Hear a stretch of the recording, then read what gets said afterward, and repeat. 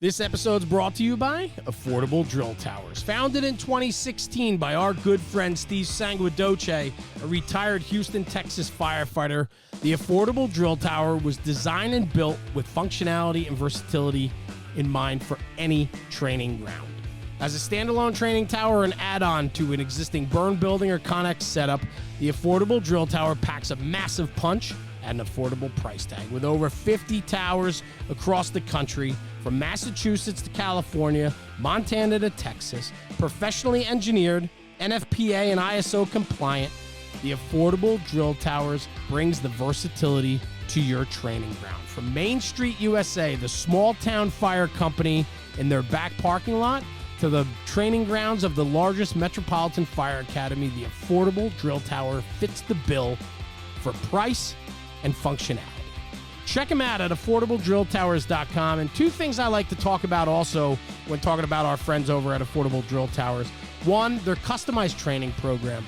They have the ability to bring some of the best talent from across the country to your home turf after the install of the Affordable Drill Tower. Designing a customized training program for you and your department, Steve will facilitate some of the biggest and brightest names of the American Fire Service to come in and work with you and your department. And secondly, and I think most important, is Steve's belief in need over greed. The Affordable Drill Tower company gives back to not-for-profits that support organizations in the American Fire Service. Organizations such as the Joey D Foundation, which is near and dear to Steve Sanguidoce's heart, as well as many other not-for-profits that he takes a part of. He takes great pride in providing funding for organizations that push this job forward. So check them out, Steve and Dennis over at Affordable Drill Towers. Send them an email at info@affordabledrilltowers.com. Check them out on social media, and their YouTube page is kicking butt with great information, training nuggets, and information about their towers. So check them out, Affordable Drill Towers, and let them know Jeremy over at National Fire Radio sent you. This episode's brought to you by Ridgeway Leatherworks. Ridgeway Leatherworks is a firefighter-owned and operated business, as well as a family-run business, and that's what I love about it. Rob and his family are passionate about their customer service and the quality product and craftsmanship they put out for the emergency services. Rob's been on the show. We've been to his business. We've seen them in action. I've even tried to hand paint radio straps. I promise you, it is not as easy as what the final outcome looks like. The product is so good and so clean and crisp, and yet, man, it takes that steady hand. Rob's become a near and dear friend of our podcast, and you hear that over and over when we talk about our sponsors, that they're friends, supporters, and that's what this networking community is all about, is supporting one another. Ridgeway Leatherworks, Rob Meyer, crushing it. Quality and craftsmanship is number one. Customer service is right there with it. From custom radio straps, universal radio holsters, chin straps, flashlight holders, anti-sway straps, and locker tags made out of leather, there's plenty of opportunity along the way when you deal with Ridgeway Leatherworks. So check them out at ridgewayleatherworks.com. Find them on social media, Instagram, Facebook, and TikTok. And tell Rob you heard about him on the National Fire Radio platform, and give him a little plug and tell him keep up the good work. We need to support our firefighter-owned businesses, and especially family-run businesses, where his two daughters and his wife help out day in and day out along with his other employees. So again, Ridgeway Leatherworks, check them out at ridgewayleatherworks.com and find them on all your social media channels.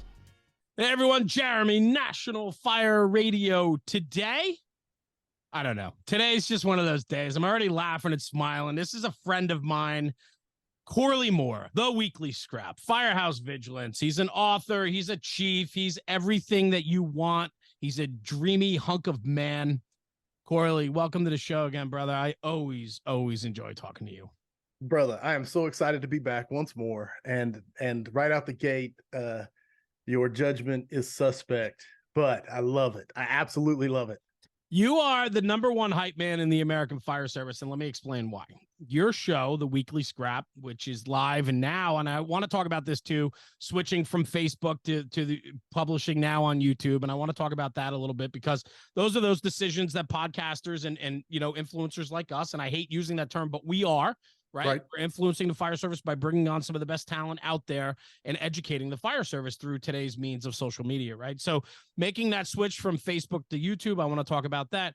But where I was headed with this was the number one hype man, meaning when you bring your guests on, you are all about building up your guests. You're like, yeah, man, I love that. What else? Talk to me more. Like you are. And then I watched you teach 2 years ago. I watched you do one of your classes. You and I co-moderated, MC'd an event, right?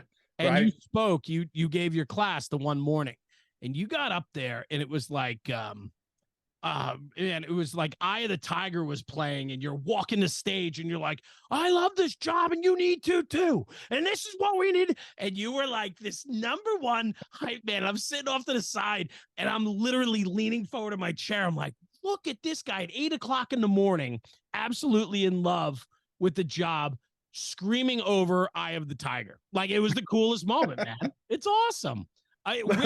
Where does all that come from? Like you have your show. It is a grind, man. The amount of work that goes into it, then the amount of travel you do, the teaching you do, making those connections, keeping those relationships, building new ones. Where does it all come from, bro? Oh, brother. Inspiration comes from everywhere. You know, I've talked to you about all the impact that so many people have had. But as far as I think that I'm just kind of a cheesy dude. And I mean that I mean it in the fact that I really do feel like I like to say things that everybody's thinking, but everybody's afraid to say. Yeah. You know what I'm saying? They're like, man, if I say that out loud, everybody's going to think I'm a cornball. You know what but no, everybody feels that way. I couldn't agree with you more. I'm the guy that's like, but why? Like everybody's like, why does everybody have to ask why? And I'm like, but I'm always asking why. Right. Like I might not say it out loud, but everybody says it in their head. They're like, Corley Moore tells me this. And I'm sitting there going, why? And I even think when we teach, remember growing up in school and they're like, no question is a dumb question, right? And if you have that question, I'm sure another kid in the classroom has the same question. So don't be afraid to ask it. But then when we do ask it, everybody's like, why do you got to say why? Why do you got to ask? Why do you got to ask? Yeah. But we all want to know. It's the incongruence, man. It's the incongruence. Absolutely. I love it. So I've been watching you like I always do. I watch everybody and I'm looking at social media. I'm bringing it up on my phone right now. How this conversation came to be again was you shot me a message a couple weeks ago. You and I talk very randomly, but it's like in the most weird time, but I need to hear from you. And then all of a sudden Corley Moore pops through. And I feel like I do that to you too, like randomly call you one day and be like, hey man, what's going on? You're like, oh my God, I was just thinking about you, talking about you, you know, like I love those moments and I love having those type of people in my life. Like it just seems to happen. And you reached out and I did a post with something that Bobby Eckert put out, who's been a guest on your show. And we talked about love the dude. Fire chiefs limiting our ability to give our people their gear, SCBA, whatever, to go training, right? And like people got torqued up over that, and I added to it. And I just want to read the quote. Let me bring it up here on my computer real quick. It says, Bobby Eckert put this, and this is how you and I are talking today, because you and I hit on some of these topics. We're like, we got to start talking about this stuff, right? Yeah. Bobby Eckert put, we operate in a world where fire chiefs don't allow members to take SCBA for fire training. And then I piggybacked on that on social. And I said, I wonder why volunteerism is down, morale sucks, and no one is showing up anymore, ... Yeah. And then the next day, Corley Moore sends me a text message that says, bro, let's jump on a call and talk about this stuff. Right on. And I was like, let's do this, man. So I've noticed too that you are starting to, on your Firehouse Vigilance social media, you're starting to put some quotes up, which I love, right? And I want to go through some of those, but let's talk about this whole thing first about holding our people back and not giving our people every tool they need to better themselves, which then betters our department. What are we doing, man? What are you seeing? What are you hearing? And what are your thoughts? Well, man, it really has been crinking in my head. You know, a thought gets stuck in there and just starts rattling around, bouncing around until, you know, processing. And the big question to me was always, why? Everybody's asking, why is recruitment and retention down? What happened to the American Fire Service? Why is recruitment and retention down? Why, you know, we used to have 200 people apply for this job. We used to have volunteers coming out of our ears. Everybody used to love to give their time to it, but it's down. you know, and everybody's scratching their head wondering why, asking this why question, the why question we were just talking about. And it's a great question, but I think that like the things we're talking about here is just a symptom of the true problem in the American fire service. And this is just my hypothesis. I can't back it up with data or anything like that, but absolutely, I feel like that it is all the symptoms are popping up, and all the things we're seeing is because for the last, I say roughly 70 years. Okay. So I kind of throw a dart at the 1950s roughly. And this job it's baked into the cake that the greatest part of this job, and you know, the 5 questions for firefighters that I ask, what's the best job to have in the American fire service? One of the original 5 questions. And people would invariably, like 75% of the time, say company officer. Company officer, hands down, best job to have in the American fire service. And I would analyze why that was so. You know, it's span of control. Everybody you're in charge of and responsible for is directly, you know, you have a direct relationship with. It's phenomenal. But the problem is that's true. It's the best job in the American fire service. So firefighters, generally speaking, this is generally broad brush, promote to company officer and then stop. And I say firefighters, people who love the job, people who are there to kick in doors, swing axes, drag hoses, who love the aspect of the hero shit we do. And long story short, when that happens for a period of 70 years, who promotes to the positions above company officer? Generally speaking, there are exceptions, but generally speaking, it's the non-firefighters. It's the politicians. It is the rule followers. It's the rule makers. It's the bean counters. It's the insert whatever. And that's no big deal when you're having tons of jobs. You go through the war years because fires ultimately shake everything out. But when you go into non-combat years, so to speak, we're not at war, and you extrapolate that over 40 years, then all of a sudden, and the system feeds itself. So the people that promote create the systems that promote people. And then you have things like, you know,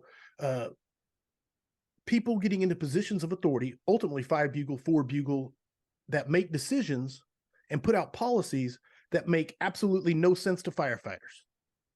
And they're scratching their head going, where did this rule come from? Why are we doing this? What? And it becomes the culture of the whole service. And then you look back and say, how did we get here? Why is recruitment and retention down? We forgot how great this job was, man. We started building fire office buildings instead of firehouses. We forgot that tradition matters, and started chasing this me first, safety first culture that has destroyed the fabric that is the American fire service. So anyway, that's my hypothesis. I love it. I want to piggyback on that. I want to rip this thing wide open.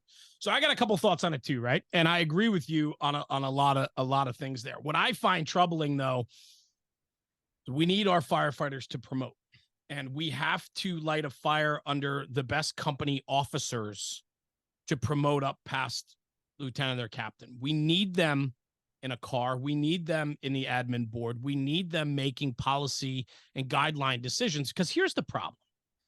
We could have the best company officer. You could have the best company officer, the best guy, man. He's the guy that sits in the seat, makes the decisions, lets his boys be his boys, lets the girls be the girls, like just is admired on the job, retired 35 years as a crusty captain of Rescue 1, like all this great stuff. And he's influenced so many great people below him, laterally from him. But I need him to the next level. Yes. Because that's where things can change. You can only affect change in your span of control. And when you're a company officer, you can only affect change for the most part from your company on down. When you become a battalion chief or a deputy chief or an assistant chief, your span of control gets bigger and grander on a different scale. You now have a seat at the table. Captains aren't sitting at the table with the admin making policy. It's just not happening, right? So you're absolutely. We need those working bosses to have a seat at the table. And if that requires them to promote to a battalion spot, then we need that. And the problem is nobody wants to deal with the bullshit and the minutia of what's happening on that level, because it's gotten to that point with where you talk about where the people that are promoting into those positions are the people that don't want to go to fires. And that's, could you imagine going to war and not having a general that's been in war? Yeah, I forget the quote, man, Epictetus. Yes. If we promote our, if our, I know I know where you're going. The with warriors that, and the poets, yes. But it's like, and I always make the analogy to Congress. You get a young, fired up person that says, "I'm going to get involved in public service," and they run for office and they get elected as a public official to go to Washington and fix all the problems. You know what I'm saying? And they get there and they're wildly ineffective because they can't get anything done because the system is just in place. And they make movies about it and stuff where the system just chews you up and spits you out. And that's 100%. What the American Fire Service hierarchy has become, is this system that you can't get anything done. So here's my conflict then on the other side, right? This is where self-awareness comes in.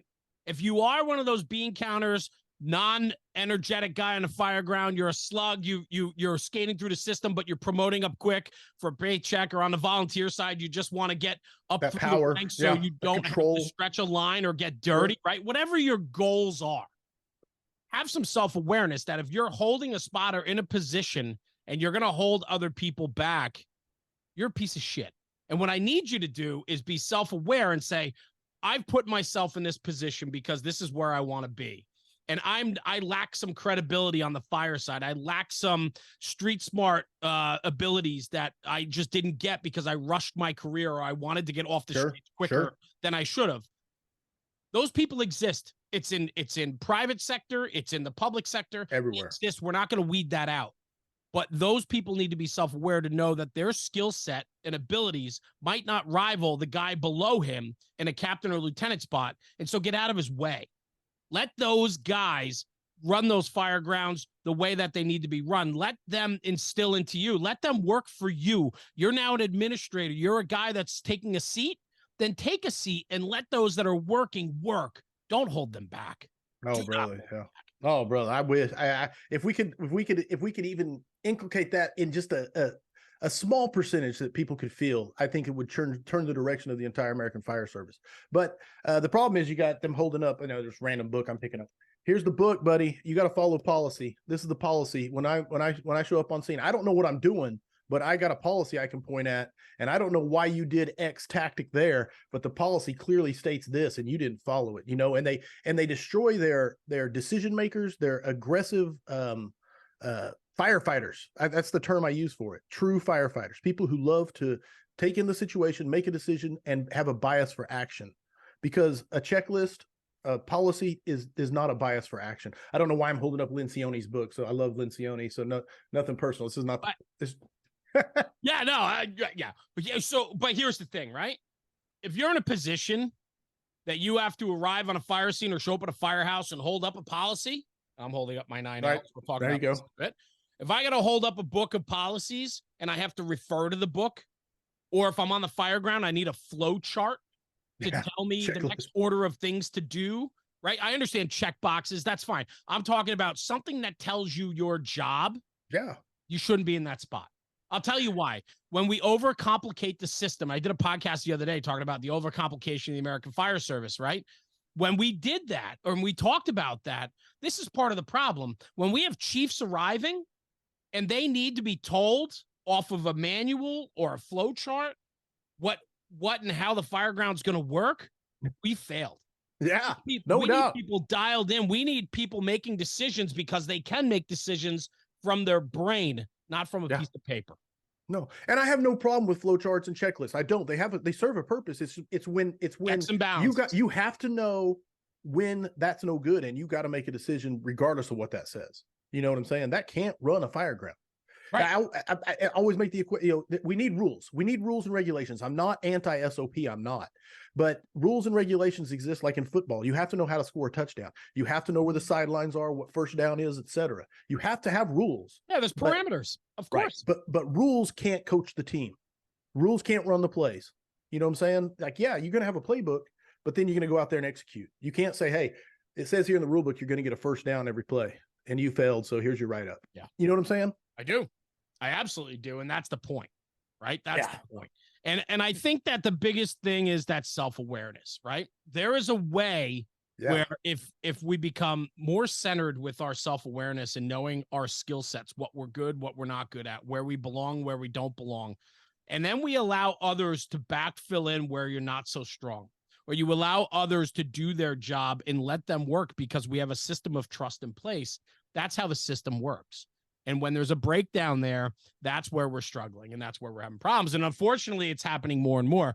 I don't want to believe that there's a breakdown in the American Fire Service. I still think that there are tremendous people out there. And in fact, I think there's a resurgence of hustle and grind and blue collarness to this job that I think has been missing. Oh, absolutely. I think there is a somewhat of a return to it. People are flocking back to it.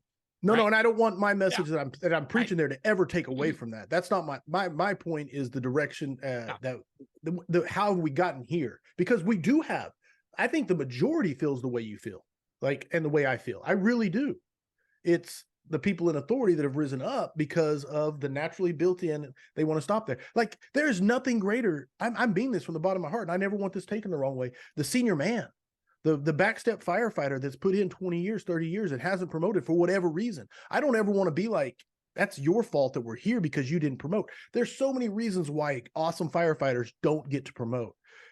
From timing to testing procedures that weren't kind, to, just a plethora of reasons why. And for a person to stay plugged in and be an influence and invest in their people and still be an awesome senior man, I don't ever want to take away from that and say, but the problem is there's a lot of people who could, I'll put it this way. I've never met a senior man, a true senior man or woman that wouldn't have made an awesome battalion chief or an awesome fire chief. 100%. So, 100%. And that's, And that's admirable too. Like, we still need those guys riding the back step. There's no doubt. What we need, though, is a institution or department or company that allows for it. Yes. And that is so. The amount of travel I do, the amount of firehouses I go to, the guys that I meet, the guys that are, on the pavement working day in and day out, and those conversations I have. A lot of the conversation around the senior man are people that are like, I don't even know what one is. We don't have one. Right. And it's not an age or experience. It's like their senior guy is just a guy, like, and he doesn't take on that role, or their fire company or department doesn't have a culture in which they value that. Embraces it and lifts it up. Yes. No, absolutely. It's just a person that's, hey, I've been here 25 years and I'm about as plugged in as I was at year 5. Yeah. These new kids or less so. Or less so. Yeah. These guys handle the EMS runs. I just drive now. Right. And it's like, there's such opportunity there. Oh, without a doubt. And it's like, again, I think it's because the promotion, the chiefs that are in place now don't value that. And it goes right back to your self-awareness. I think a lot of it ties into they're threatened by people who are better at the job than them. So they downplay. It's not about experience. It's about this right here on my collar. It's about these bugles right here. And so it's not that explicit, but if you stretch it out over 50 years, all of a sudden that's just the reality. Yeah.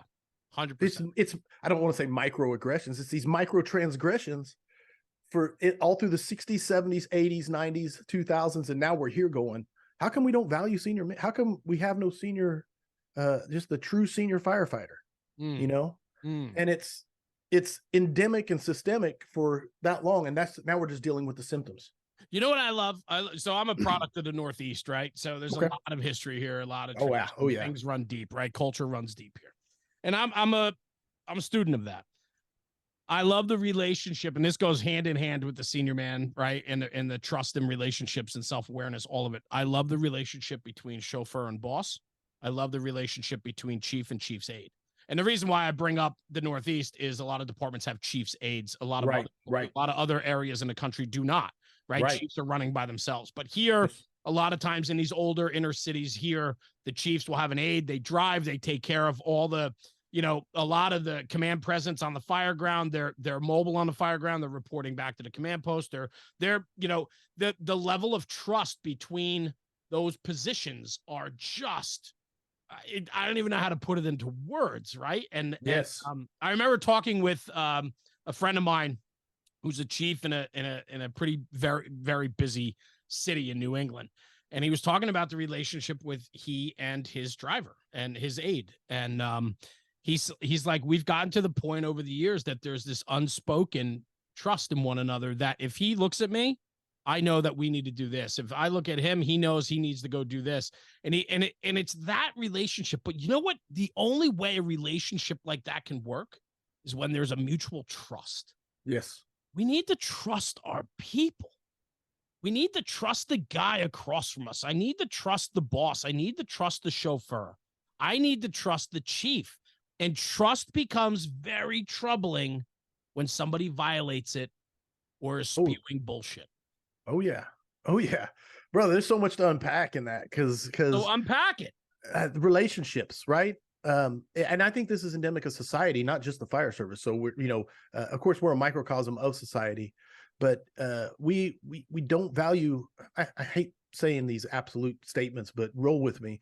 We don't value relationships the way that I don't want to say used to, but relationships don't have the same value that they used to in the fire service or in society. We have these pseudo relationships created by social media.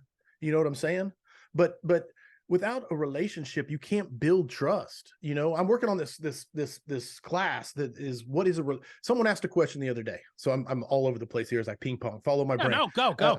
Asked a question the other day. They said, I know that leadership is about forming relationships. If I want to be influential, I need to form relationships. He goes, but I work with people that I don't want to be friends with. Right. And I was like, whoa, that's a pretty good way of stating it. And I'm like, what is that? Because I believe in relationships. I believe relationships are the foundation of leadership, or influence at least. But without going into a big long class on it. But so I was trying to unpack that and say, what does that look like if you don't even want to be friends with them? And I realized that a relationship doesn't mean that you're friends. It means you have a relationship. So then I really started breaking down, what is this? And so it really is about spending time together. And then of course you get into Brené Brown and the seven aspects of trust and what causes them to form and things like that. But when you have two people or more that spend time together, i.e. a firehouse, then they're going to form a relationship of some sort. Now, whether the trust forms or not is really the key to whether it's a healthy or a toxic relationship. Right. And so anyway, a lot there, but it's that the key word, like you said, is that trust and being able to build that trust so that you can have that relationship where I can look at you and we're looking at the same fire scene and you already know what I'm thinking.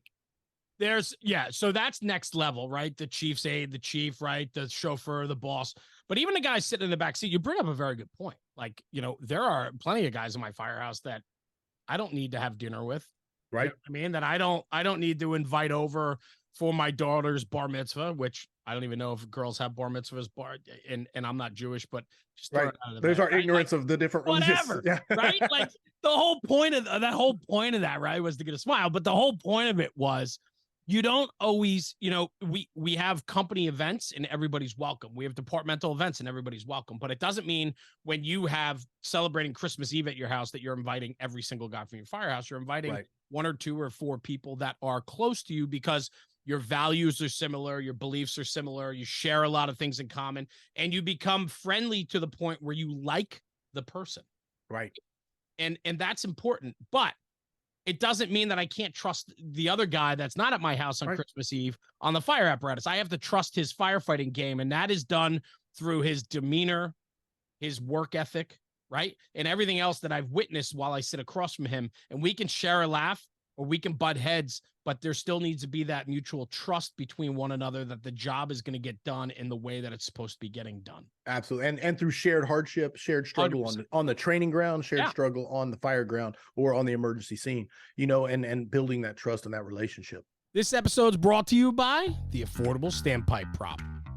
Let's break it down real quick. Steve and the crew at Affordable Drill Towers is doing it again. They've created this fully custom and fabricated standpipe prop to support the fire service. I'm telling you right now, this is a game-changing piece of training equipment. And I want to hop into it real quick. It is designed with a 4-inch manifold of high-strength galvanized Schedule 10 pipe.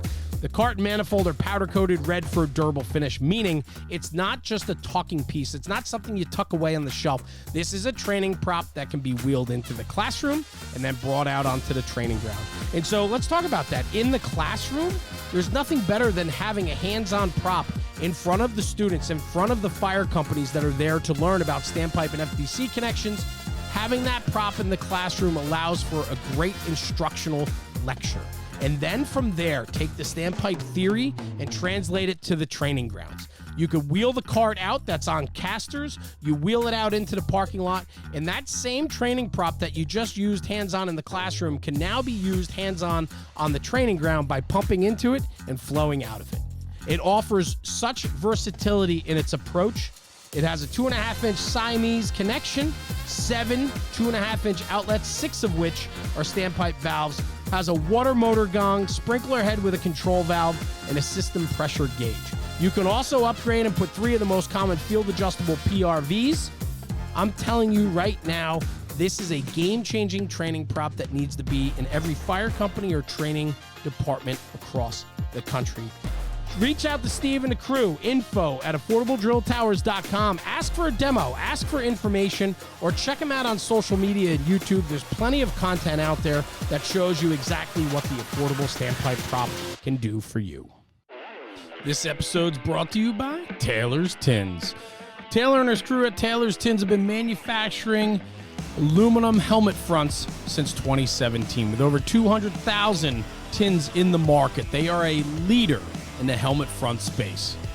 Custom design, one-offs to department orders, they can turn them around within 24 to 48 hours. Customer service is what they pride themselves on, and they provide nothing but top-shelf product and service to their customers. Check them out at taylorstins.com and check out their full line of product offering. They've always been a very strong supporter since day one with the National Fire Radio podcast and platform, and Taylor and his crew have become dear friends of ours, and we appreciate the support. And at checkout, for a little extra bonus, use coupon code NFR Sent Me. That's NFR Sent Me for a discount on your order. Exclusions do apply. Anyway, check out taylorstins.com for the latest and greatest offerings from Taylor and his crew. And in the words of Taylor, stop burning up leather. So let me ask you this then, because what I found in the last almost 6 years now, 5.5, 6 years with National Fire Radio, I have developed some of the best friendships ever in those last 5 to 6 years. I have found people that share unbelievable passion like I do in a lot of different ways. A lot of it obviously around the fire service. But what I find is people that are really dialed in and people that I hold close today, I didn't even know them 5 years ago, and they are some of my best friends today. Are you finding the same since starting Firehouse Vigilance and oh, brother. Scrap? The scrap specifically, you know, because Firehouse Vigilance was a blog at first. I started the blog when blogs were dying, but the scrap specifically, I get to spend, you know, it's live and it's with the audience, but me and that person get to spend an hour to 2 hours just BSing back and forth about fire stuff. And usually right in their wheelhouse, their passion, as I get to ask the questions that dig in. And it's so awesome, the bond that forms, because you become like literally just like stepbrothers. Did we just become best friends? Yep. You know what I'm saying? And it's you're not actually friends. It's this weird bond. And then what really is I've discovered is cool is, you know, like I had a question on ventilation. And I don't even remember what it was. I was working on an SOP or a policy or something or whatever it was for our department. And I'm like, ventilation. I'm going to call Nicholas Pop up because he'd just been on the scrap, you know, a few weeks before. Yeah. And so I had his number. So I called him up. And it's like we just picked up right where the scrap left off. And he answered my questions, was like, no, I think this, and this, and whatever it was. I don't remember the specifics of it. But the fire service is full of great men and women, like great people. Yeah. Human beings. Yeah. So when you have a relationship with a great human being, you pick up the phone and call them. It's like, just like me and you, our sporadic phone calls. It's like every time, it's like we just talked yesterday. I mean, every time to me too. Like the value I put on that conversation, whether it's 30 seconds or 20 minutes, I put tremendous value on that. And actually, when I hang up with guys like you and people that, you know, I touch base with like that in a random way, when I hang up the phone, I'm always smiling. You know what I mean? No, that's the best part. Yeah. Like that's but you personally, I mean, you make these relationships with all these guys on the show, and even the people, your regulars that are in your feed and making comments and sending you emails and DMs and all that, right? Because I live that life too, right? I get that. But personally, have you developed some really strong bonds? Oh, yeah. That's the thing for me. It's like, it's one thing to find like-minded guys that like you love talking shop with, and I can ask and call him and this and that. But I have found some of my very best friends because of this now. Yes, dude. Yeah, without a doubt, man. I don't want to sit here but yes, stories of like we went on vacation and I came up to New York but I went on vacation in New York City. My wife planned the whole thing. And one of the people that I've met through the scrap and through teaching has become one of my best friends, basically gave me a tour of his city, New York City. It was phenomenal. Yeah. I could not have happened without that. You know what I'm saying? And then I get to work on editing his book that's going to come out soon. And it's just this phenomenal, it's relationship, it's friendship. And it all yes. Did you ever think when you started this that it would go down that road, that your life, because I look at it this way, I have changed as a person because of what I'm doing, and what the crew does and what we're able to do. I mean, I have changed. I'm a totally different guy than I was 5-6 years ago. And that was not something that I could have ever expected when we started. I think that, I think me and you share this, and I think we've talked about it before, is we love doing stuff. And it's not like I love doing podcasts or I love writing books or I love teaching. We love doing stuff that is effective. You know what I'm saying? Like if it's effective, I want to do more of it. You know, and I'm not saying I'm just chasing anything that's effective, but whenever the scrap started being effective or successful, whatever term you want to put on it, I'm like, no, more of that. I want to do more of that, you know? And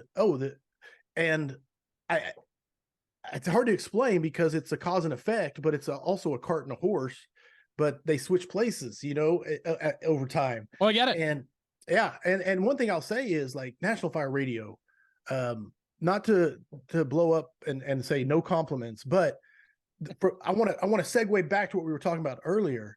I think one of the reasons for its massive influence and success is that everybody feels the way you embrace the culture, tradition, and heritage of the fire service and the innovation, the technology, the brotherhood, the sisterhood, and you put it out there and say, people want that. So I wanted to say that earlier. So I don't know, my squirrel brain went back on that.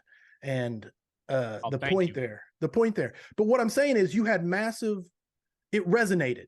I hate to say you had massive success, but it resonated and very successful, right? In our fire sphere. And that's a good thing, but that effectiveness makes you want to do more of it. And then it becomes more effective because you're good at it. It's that return, right? Man, it's like, it's like stretching a line and you got a couple of rooms off and you're making that push and you hit the first room. It's time to move on to the second room, right? You're pushing down and everybody's working well together. Water's being applied correctly. Things are happening. You're affecting a different outcome. Things are progressing on the fire ground. And that's exciting to watch it all come together, right? It's the same with this. It's like when you make some progress and you see the return, it only fuels you more to do more. I am thank you for your kind words. First off, absolutely. You and I, well deserved. It's so ridiculous. A little candidness for the audience that's listening, right? It's funny because when you and I get on the phone, it's the first 5 minutes of like hyping one another up. Great job on this. You're doing great. Oh, you're doing great. And then today we started that. And I finally said to you, I go, all right, we're done doing this. Like, let's move on and talk shop. But it's important too, Jeremy. I wish I was half the podcast host that you are. Oh, stop. Jesus Christ. Okay. You're out of your mind. You're out of your mind, but you are incredibly handsome. So, and it keeps going. It just keeps going. Right. Okay. We'll quit. I will say this. I need conversations like this. And that's that selfish part that I talk about. Yes. I need to have my conversation with Corley Moore. And like, for me, the whole podcast thing was I would be having these conversations anyway. Why am I not sharing them? They're infectious. Ooh, yeah, that's beautiful. Right. You and I, I mean, we've met because of our platforms, right? Well, who knows? We might have, if it wasn't Corley, it could be Jorley. It could be Morley. It could be some other guy that right. And it's like, you have great conversations with them. And I'm like, man, when I get off the phone with this guy, I feel good. Like he's like asking how I'm doing. I'm telling him about great things. I'm telling him some lows, telling him the highs. He's telling me the same. It's a back and forth. It's a friendship. It's a companionship. It's a brotherhood thing. And I go, man, if I'm feeling good after this call, imagine being a fly on the wall and just hearing a great conversation. And I said, man, why we got to record this? Like, so this is that selfish part of me. It's like, I need this call today with you. I'm flying high right now. That's awesome. And that's important to me. But man, if I can share that same feeling that I'm having right now in this conversation, I feel great because of this conversation. If I think it can help somebody else, that's where we win. No, brother. I think you just put your finger on the pulse of the whole, like the reason you're so successful. And again, I hate, like, it's not a compliment. I think this is analytical. Analytical is because the mission of National Fire Radio, I really believe this was just to bring value to the fire service. Yep. Like it wasn't to get Jeremy Donch known. It wasn't to blow up. It wasn't any of it. It was, holy crap, people will find value in this. And they do. Let's have a conversation. Like I'm so tired of the bullshit talk. I want real conversation. I want real stories. I don't want, my biggest thing is when somebody's like, oh, well, you can't do that because of this. And I go, says who? Right. Where did you hear that? What NFPA statute are you speaking about? Yeah, quoting here. I'm like, let's break this down because there's so much bullshit in the pipe that like I get very frustrated with that. And a lot of times when you're talking with somebody and they come off in an emotional state in a conversation, it's already out the window, right? They're too jacked up over it because they're too involved. Absolutely. And it's not black and white anymore. It's very gray. And when we have gray conversations, that's where nobody wins. And that's when feelings are hurt. And that's why we can't talk anymore. Oh, dude. Yeah. Corley Moore and I should be able to argue and then walk away from the argument with still a mutual respect for one another. He's got his point of view. I have mine. We took emotion out of it. There it is. Right? Emotions, Ramagas quote, so I don't know if it's his quote, but I took it from him. Emotions are the enemies of fact. Oh, that's good. I like that. Yeah, I like that. Once you get emotional about it, then you're no longer even in the realm of logic or able to make a point or hear a point. And that's it, man. Yeah. And that's the thing. And then what's important to me is life gets translated to the fireground, translated to the firehouse. And so if you're getting emotional over your politics or you're getting emotional over the school board because there's a mask mandate and you're going to freak out over it, right? Then you're going to freak out at work or in the volunteer firehouse when you're told to do something because you're going to make it emotional. Yes. Got it. And go ahead. No, it's the whole deal of being right versus being effective. Yeah. And emotions, emotionally, you want to be right. I'm right, damn it.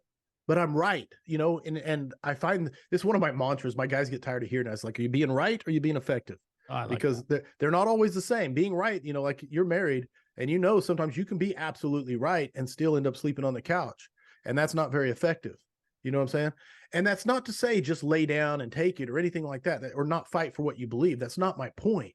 Just understand the difference between being right and being effective. Because there's so many times we'll cut off our nose just to spite our face. I love when there's moments in the podcast where I'm like, man, what am I going to call this episode? Right. Like I love being like trying to find like what I want to call it. That's it right there. Being right versus being effective. Nice. Oh, I love it, bro. I just time-stamped it, drew an arrow, circled, underlined, starred. So that's good. Let's do this. I want to keep going. I'm trying to get you fired up even more. So let's go back to this Firehouse Vigilance here. I'm going to read you some of your quotes you've been putting up. You're starting to do some self videos of you talking and ranting, which I love. We need more of that. If you don't listen to your people, they will quit talking to you. Oof. Yeah. No, this ties right into your self-awareness that you brought up, your point about self-awareness earlier, man. Leaders, I don't understand.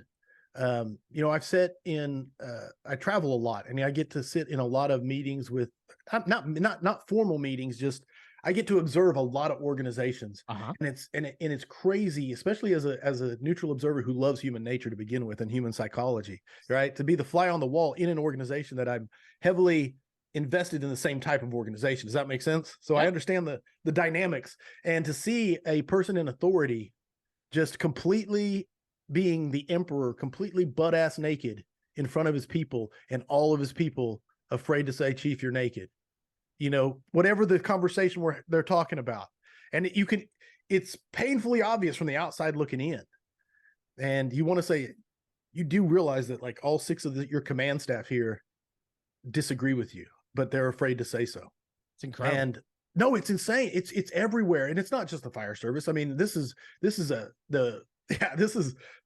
toxic leadership when you quit listening. And it doesn't mean doing everything that your subordinates want. That's not the point. It's taking, I think Colin Powell's quote is loyalty, and I'm going to butcher his quote, but loyalty is my boss listening to what I have to say about the decision. And then once the decision is made, I go with it no matter if I agree or not. Right. But they have to listen to my input. And I butchered that quote, but the spirit of it is there. You ready? So I'm looking at your post, right? Sorry. And a guy put a quote from Colin Powell right in it. And then you said underneath, you're like, damn, I love that. The day soldiers stop bringing you their problems is the day you have stopped leading them. They have either lost confidence that you can help them or concluded that you do not care. Either case is a failure of leadership. Colin Powell. Yeah, it's Alex Marin, Marin, I believe, that Instagram account. Right. Dude, a hell of a company officer.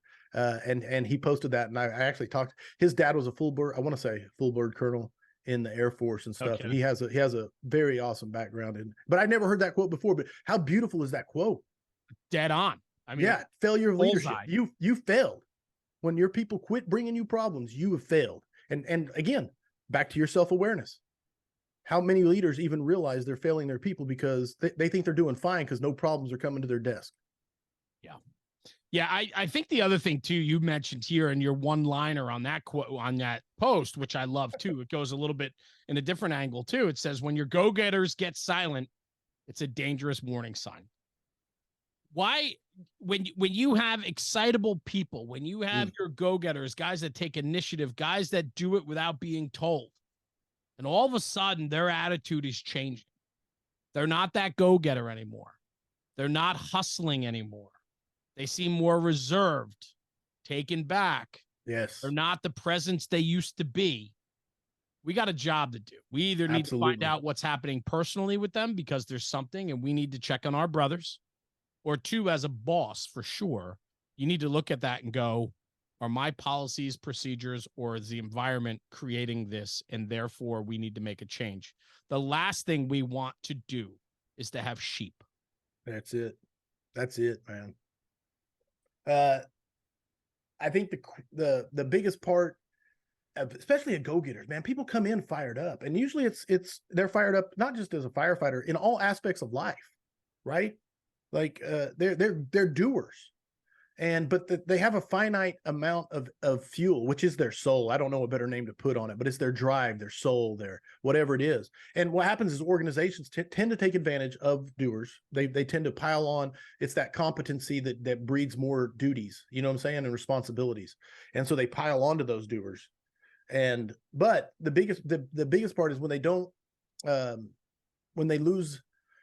What's the best way to say it? Basically, when they're not. It's not even about appreciation. That's not what I'm going for, but it's when they're not valued, then it starts to eat up that soul, that drive, that motivation. Absolutely. Until they are burnout. You know, everybody calls it burnout, but you don't start as just a worthless person and then get burnt out and become a terrible medic, terrible firefighter. You know, some of them are the most driven, highly motivated people in the world who've just been burnt up by the organization and got nothing left to give because they weren't reinvested in, weren't recharged, and they're just trying to survive in a toxic atmosphere. How do we not boost up our people when they walk in that door?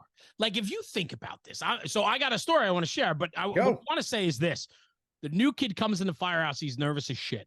Right. He's so excitable. He's ready to go. He just wants to go. He wants to go to a fire. He wants to learn what it's all about. He's got a career in front of him. He's got volunteer the rest of his life in front of him. Whatever fire company he's walking in that door, he's excited to be there. And then you just shit on him. Yep. And you take the level of excitement that he has, and you're like, it's almost like, relax, kid. You don't need to be like this. We get paid the same whether we go to a job or not. Oh my God. And it pisses me off. I'll give you a story. So one of my first fires as a nozzle man was a room of contents fires, 2.5-story wood frame. It had like 100-foot setback from the road. Chauffeur parked perfectly. We stretched the cross lane. We weren't pulling off the rear at the time. We were a cross lane department at the time. This is almost 30 years ago. Okay. Fire out 2 windows, kneel down, mask up, line goes in, charge the line. We're going up the stairs. Good visibility on the first floor. Make the stairs. You get the second floor landing. It's going to be the second bedroom on the left. We make the landing, smoke down to the floor, 0 visibility, but you got a good roll. It's already out the 2 windows. So it was just like picture perfect, easy push, fires out. I mean, literally like a 90-second nozzle job. Right. It was one of my first nozzle jobs. Right on. We come out and it's like 5:30 in the morning, right? So fires out, right? We're picking up 2 hours later. We're already like ready to go home. It was just a room of contents, minor exposure, minor extension. I remember we're packing hose and I'm fucking flying high. Oh, yeah. Bro. Oh, yeah. And this guy's like, hey, Jeremy, it's 5:30 in the morning, man. You want to keep it down a little bit? I just looked at him and I'm like, I went from like 6 to midnight, bro. And I was like, now you just want me to turn it off? I'm like, why aren't you like, hey, Jeremy, tell me about what it was like, man. Your first novel job? Like, what, like, why aren't we doing that? Why is it cool, quote unquote, cool to knock the guy down instead of build him up? Oh, dude, if you please figure the answer to that. I'm not trying to dodge we'll discuss it. I know. But if you figure that out, man, we'll write the book. I'll co-author it. We'll be millionaires together. Because I'm trying at every breath. And listen, I'm guilty of it too. Don't get me wrong. In 30 years in the fire service, I'm sure I've done my share of damage to people making comments or whatever. I'm not perfect. I am a lot more conscious of it today, and National Fire Radio holds me a hell of a lot more accountable today about my presence and who I am and how I act and how I carry myself and how I treat people. I promise you, I'm more accountable than ever for it now. But I remember I just told that story.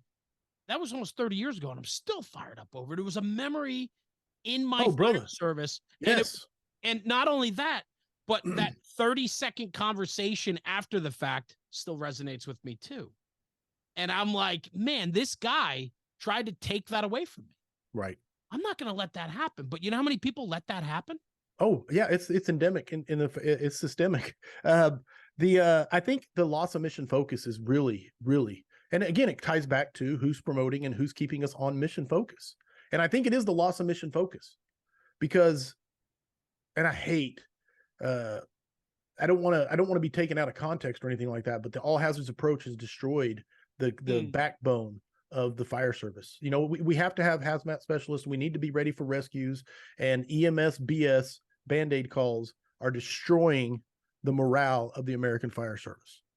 And that's plain and simple. I'll say that all day long. EMS Band-Aid Alpha Bravo calls are destroying our rigs because they're not designed to run that way, and B, and it's showing, especially with the modern emissions guidelines and DEF and everything else that's done, that they're not designed to roll out of the station, go high speed for 30 seconds and then shut down and then come back and sit. They're designed to go over the highway. So I'm getting on another rant. Sorry. No, but you're 100% right in a way, right? This is the 2 very different things here, right? Right. The spirit culture side, and then it's the operational side. But the thing is this, right? The operational side has changed dramatically. Most departments have not changed with it, or they're not being proactive in their change. They're addressing change when they have to. And I think that's what's failing our system in some ways, right? Like if we're always reacting and not being able to have a plan. Now I get it. Funding has a lot to do with it, obviously, right? And so on. But when we can plan and operationally be able to put together a plan that represents the very best of how to deal with that, instead of just knee-jerk reactions like, we're just going to start sending engine companies on that. We're going to start doing this. We're going to. I find that when there's a better plan, there's more buy-in. Yeah. No, without clarity, without vision. Yeah, absolutely. Good. Buy-in is in the toilet. You are much more poetic than I am, brother, with your words, but that is exactly it. It is. Loss of mission focus, plain and simple. Loss of clarity of our mission. Like if you take victims out of the equation, fire victims out of the equation, we don't need bunker gear or SCBAs. Like that's the reason they exist. That's the reason we have them. And you lose sight of that, and that's why we're where we're at. And it's again, it goes back to your guy that was obviously burnout on some level when he's like, "Hey, Jeremy, keep it down." Or like my story of riding it with the old 30-year guy on the day off mowing yards. And he said, why do you want to be a fireman? I was brand new. And I was like, I've always wanted to be a fireman, sir. He's like, oh, you're one of those.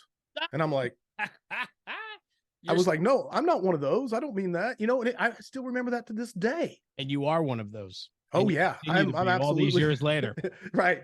But Hell at the time it was that culture, culture. And that's a loss of how important that fire you just made was. That guy had lost sight of how important that was. And so that's why he didn't make a big deal about it. Anyway, yeah. And that's on the individual level, let alone the systemic level or the administration level or the I don't know the right word to use. Let me ask you this then, kind of piggybacking what I was saying, and of course what you're talking about too. The weekly scrap for you, your Firehouse Vigilance, your creed, all of that, right? Right.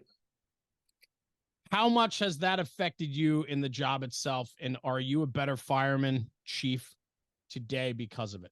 Oh, absolutely. There's that is crystal clear. Absolutely. No doubt. Cause, and you know, most of my story, I was not always plugged in. I was a product of my environment very much. In fact, 2016 was really the start of my turnaround of going from a lackadaisical. I always loved fire. I always loved going to fires and being badass on a nozzle or, you know, kicking indoors, et cetera, proverbially speaking. Always loved the idea of being a badass fire, but I did not appreciate the job. I did not love the job, you know, and it's things like you, Mark Von Oppen, Fit to Fight Fire, John Spira, you know, all these different things that kind of changed my mindset. Now, once I started doing it, putting myself out there and saying the things out loud that I think everybody's thinking, now all of a sudden there's an accountability level that exists.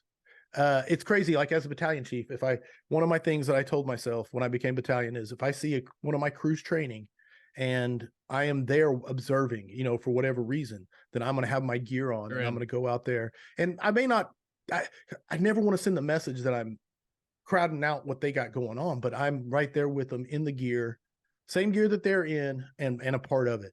And that's an accountability thing in my head. So no, you can't go live once a week and talk about these things and then show up at your house. And now am I as consistent as I want to be? No.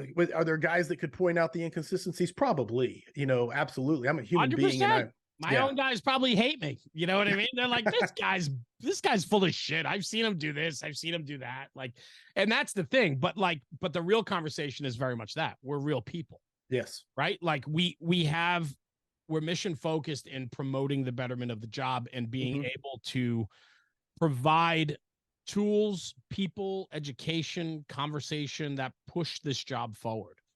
But I can't do that 100% of the time. I'm going to have off days. I'm going to be down. There are going to be days that I need Corley Moore to call me and pick me back up. I'm a fucking human, man. And that's how that works. Right on. Peaks and valleys, baby. Peaks and valleys for sure. I've talked about it a lot. Talk to me about this bad boy right here. The 9 L's, baby. L's. Corley Moore, your published books. You got more than one, by the way. I know that. Challenges, Jeremy, thank you for being an inspiration to so many, especially to me. Proud to call you my friend. Love you, my brother. Mutts don't scrap. Corley Moore. Right on. Honored to have this in my library. You know, I'm not a big book reader. I've talked about that on your weekly scrap.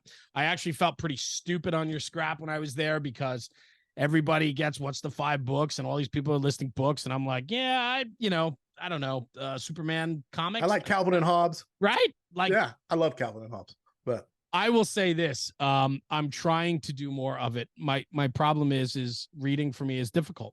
And it's difficult because of I get bored when I read, but I'm a learner in different ways. And I've learned that I do the audiobooks. Absolutely. And so on. I still, to be honest, I still have to do yours. I haven't gotten to that yet. It's on my list. And actually the trip coming up, I have a lot of time available to me. I'm going to be on a 14-hour flight. And so on. So I'm planning on. I will say this on the audiobook of the 9 L's, just because I wanted it to be better than just me reading the book. Because I asked everybody, do I need to read the book or get a narrator? And talk about it.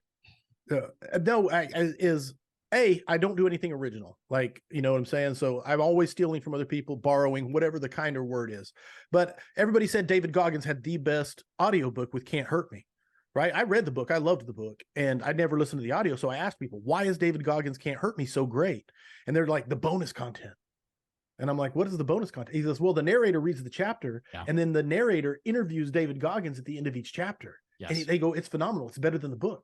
And I was like, oh, well, then I'm going to steal that, and I'm going to do that for the 9 Ls. So on the 9 Ls at the end of each chapter, because of my network, because of the weekly scrap, I contacted 11 of the most awesome people in the fire service. Love it. To do a bonus interview at the end of each chapter on that topic. And it's you get the book, and it's great, and I firmly believe in it. I'm proud of it. But then you get a chapter from, like, Frank Viscuso did the introduction and talked about Frank Viscuso thing, step up and lead type principles. And Rob Fisher did the chapter on listens. Chief Scott Thompson covered vision in the chapter on look. And you had like Ray McCormick come in and talk about labor. It's just, or lasting. Yeah. Sorry, Ray. It's phenomenal. It's phenomenal. They gave up a 30 to 45 minute interview, to make the book better. So if you're looking for something to listen to, it's better. If you've already read the book, the audio book is better because of those people. Sorry. No, not at all. I wanted to ask you about it. I mean, this was a labor of love for you. Yes, very much so. I love writing. I've been a writer since I was a teenager. I wrote a horrible, sword and sorcery type fantasy book back when I was a teenager. And luckily you can't find it anywhere. But I always loved writing. It's one of my passions, writing and teaching. I love I hate talking in front of people, but I love sharing in front of people. Does that make sense? Yeah, it does. Like, it really gets my anxiety up whenever I have to speak in front of people, but I love doing it. So I don't know what the weird psychology of that is, but not the point. I'm a highly introverted person, which I tell people that, and then they're like, no, you're not. I'm like, yeah, I don't think you understand, but I am. But I'm not me shy. Too. I do not believe that for a second. All right. But anyway, yeah, sorry. Yeah. Listen, I'll be honest with you. I have my moments. There are moments that there are moments that I have to have a conversation with myself, like, all right, man, got to get up there and go do this. Let's go. Like, check it at the door. But I get very comfortable pretty quick. I would say this, I'm very proud of you. I'm proud to call you a friend. Watching, you use the word success, and I know you and I both hate that word, but right. It is. It's a level of success, and it's built on the back of tremendous hard work. And I don't think people really understand everything that goes into it. You're now traveling and teaching, and that's in direct correlation to you with the weekly scrap. And it's a way, and then your book, obviously, right? The 9 Ls. And like, you have created a channel of delivery in which promotes you and your mission. I wish more people would understand that. You and I talked about it before, about the amount of work that goes into it, that we need to give our stuff away, right? The fire service is built on bettering one another. And when we start becoming guarded on our information, or we don't want to share, or we feel that somebody needs to pay for my information, I think we lose. No, I think the focus comes off the mission, comes off the fire service, and it's all about yourself. Now, there is a fine balance, because for us to take time away, for us to do what we do with the scrap you advertise with National Fire Radio, we advertise because it takes time away from everything else, and it is a job. And so we do compensation on top. But I think the underlying mission matters more. Oh, 100%. 100. And I wish that more people understood, if you give, and we do have great platforms, me and you, we have great platforms to give our stuff away. But some people don't have the platform, but you and I didn't. They hoard their knowledge. They hoard it. Yeah, you're right. We had to build this thing from the trenches. From day one, we didn't have 0 followers, right? We all start the same.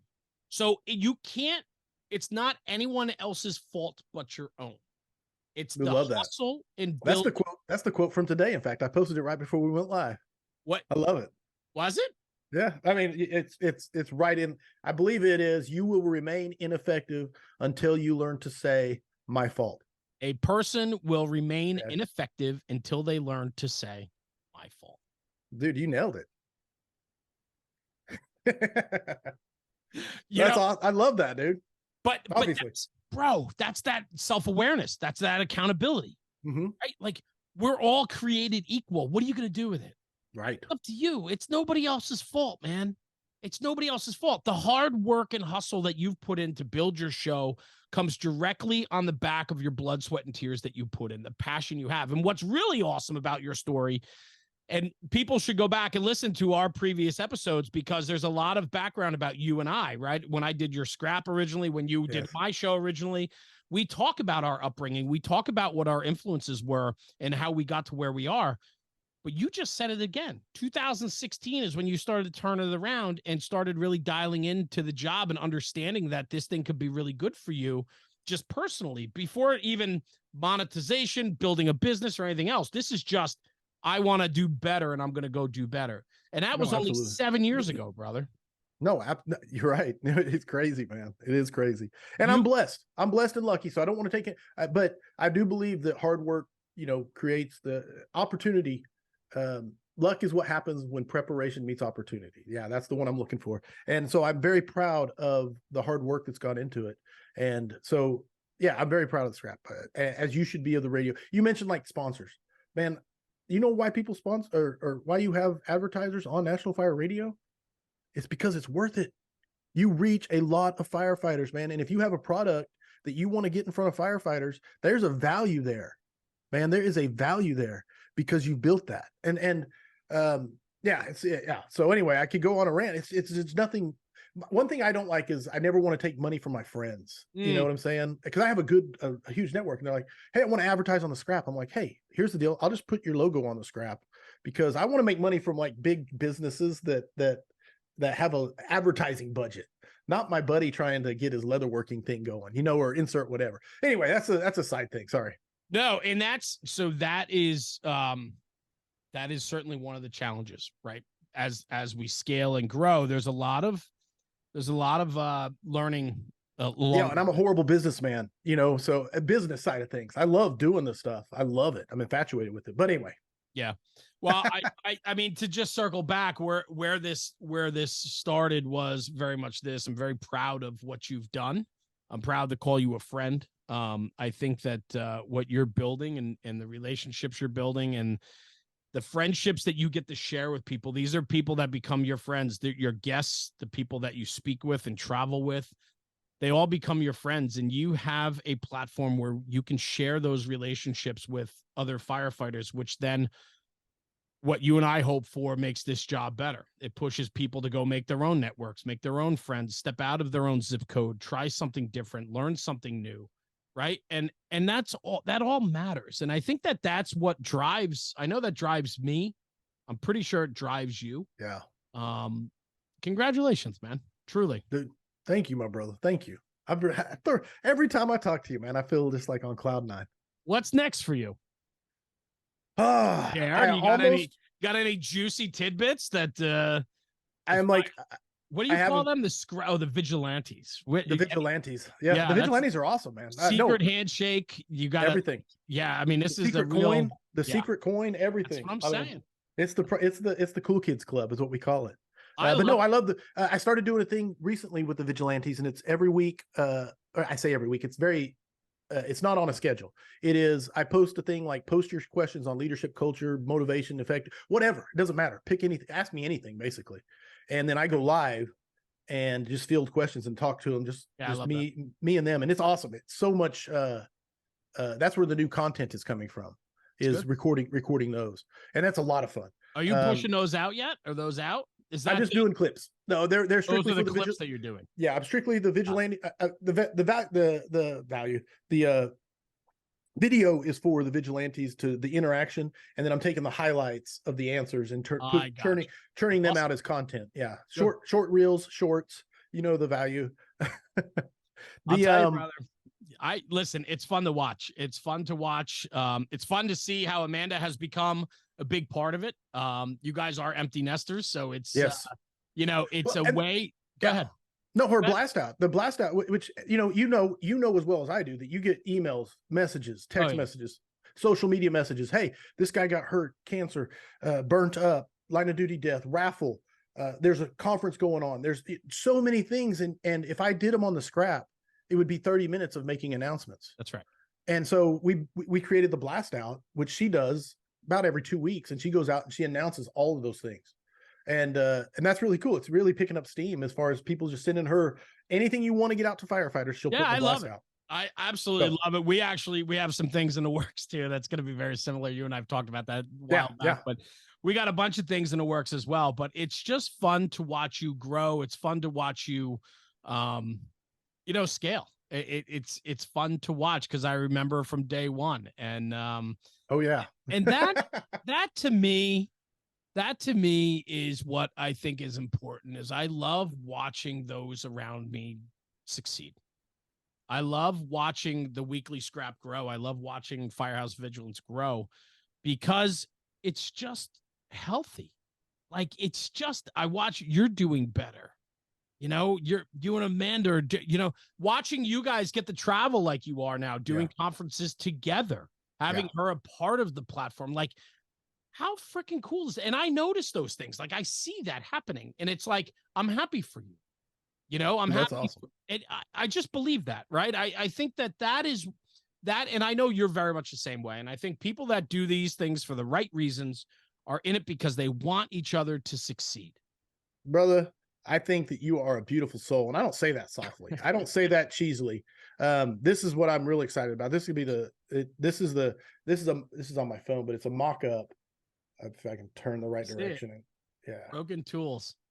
And it's Amanda and me writing this book on I love basically fire service relationships. And it's coming out probably before the end of the year if everything goes good. So, but no, you are you are a genuine person. That's the word I'm looking for. You are just genuine. And you talk about me being a hype person. I remember I got off the phone, and I don't know if I've told you this story. I don't believe I have. And so, but I got off the phone one of the very first times we ever talked and talk shop. It was strictly to talk shop and get technical information from a mentor who'd done way more than me already. You know what I'm saying? And because I was starting out, like you said, and I got off the phone and I talked to Amanda. I said, man, I'm going to make it my mission in life whenever someone talks to me on the phone that they feel as good as I feel right now getting off the phone with Jeremy. Right? I'm serious about this. Like, that was a real conversation. I was like, he has a gift for making people feel good about themselves when they hang up the phone. And that's something I've tried to emulate since that first conversation. So like I said, I don't do anything original. I just steal from people. I will say this, there's not many times that I'm at a loss for words. I'm struggling right now. Dude, thank you for sharing that. And that absolutely. Is wow. That's thank you. It's important to me. I think that we're all better when we pick each other up. I love it. And it shows. Because like I said, the whole reason behind that, even though I did a terrible job of paying a compliment, is genuine. You're genuine. You don't do it. You do it because you mean it. And that's why it matters. That's why it hits. Well, and that's why I think we've had the success we've had. Authenticity matters. People want, and this is the message that if anything comes from the show today, Corley, this is the message right here. Be yourself. Allow yourself to be yourself. Ooh. Let your guard down. Make yourself a little bit vulnerable and just be yourself, man. And the people will come. You don't need to be anything bigger and better than you are. And that goes from the fireground thinking you're better than you are, right? When you know deep down, when you lay down in your bunk or you lay down at home after a fire at the volunteer firehouse and you lay down and you know that you were full of shit on the fireground, but you come off like I'm the best guy in the world, but you personally have that internal struggle that you know you suck, then you're bullshitting everyone. Yeah. It's okay to make mistakes. It's okay not to be this grandioso guy with this big persona that you need to carry. And I had to learn this. That's why I think I am who I am today. It's because I was that asshole many, many, many years ago. And I hold myself accountable more than ever. And I'm still not perfect, man. I got a freaking long way to go. But the one thing I will do is I'll put it all out there now. I don't care. And I think people that believe in what we're doing at National Fire Radio, people that send me incredible messages, emails, DMs, all of it, right? I'm incredibly humbled by all of it. And I think it's because they feel that authenticity coming through me. They know that I put myself out there, man. I open myself up for all the critics in the world. Do you know how many critics I have these days? Man, my guess would be a very low number. Barely any anymore. That's what I was going to say. Like, right? Yeah. And No, the it's reason awesome. why is I've Awesome. held the line from day one. And I've had plenty of hate pages, people start new pages, bust chops, like come after me. And I chat and listen, I've even gone on social media and said, you want to come after me? Come after me, brother. Because as much as I'm a genuine, nice guy who wants to build people up, I'll tear your fucking face off too. Right on. Got that You know shadow, baby. Yeah. Yeah. Brother, I love it, bro. Thank you for an incredible compliment. Truly means the world to me. But more so, this conversation today, I needed this. I need you in my life. Congratulations on all your success. The Weekly Scrap brought to you by Firehouse Vigilance. Corley Moore, his beautiful wife, Amanda, you guys are doing great things. I'm excited for the new book coming out.